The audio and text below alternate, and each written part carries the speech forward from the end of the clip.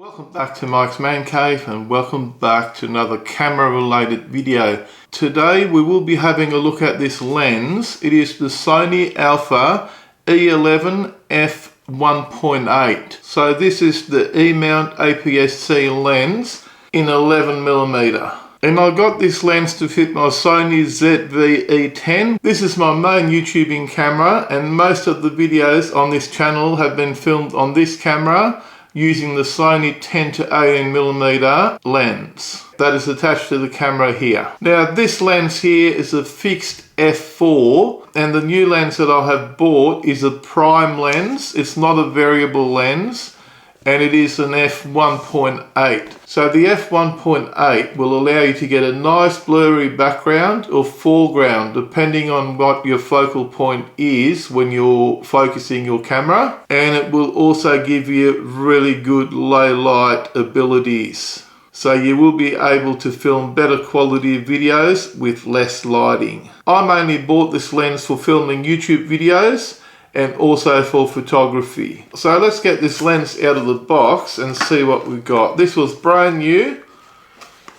There you go. That's the lens there. It is very light and very small. I think it's less than 200 grams. And that is it there. That's what it looks like. It is quite small and it is smaller than the lens that is on my camera. I don't even own the kit lens for that camera because I pretty much would never ever use it. I've always got the 10 to 18 on there and I've also got an 18 to 200. Now I've got videos about all those lenses uploaded to YouTube already and I can link those down below for you if you're interested in watching those. But this is it here. That's the front of the lens there. Now it's also got an autofocus and manual focus button on the side there, and it's got a focus lock button here that you can press and hold to lock the current focus in. It also comes with a sunshade that attaches to the front of the lens there, just like that. And you can also put that on the reverse way for storage. A lot of people don't realise that. And I've also purchased a UV filter, which I always do with all my cameras, to put on there to protect the actual lens from dust, damage and the elements. I'm using the UV filter as a protection to stop any damage getting caused to my lens in day-to-day use. These cost about $20 and the lens is a lot more than $20, so I'd rather throw out a filter, replace the filter, than replace a whole lens because the front of it got damaged. So let's just put it on the camera, line up your two dots, and that's it there. It actually makes the camera a little bit more compact. And it is actually the very first prime lens I have ever bought in my entire life, and I love photography. I've only got this lens and I've got the 18 to 200 and now I've got this one. There's not too much more that I can say.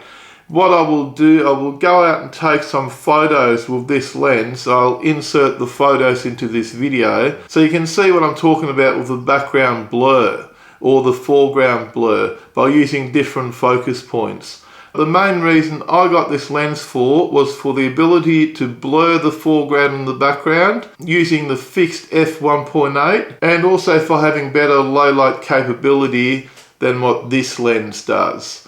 So this lens here will perform better at low light than this lens. And this is more practical review rather than a technical review. There's plenty of technical review channels that deal with lenses. I'm not a photography channel. Photography is one of my hobbies and I do post stuff up relating to photography. I'm not a technical person. I just go out and use this stuff. And I will now show you the results of some of the photos taken with this lens.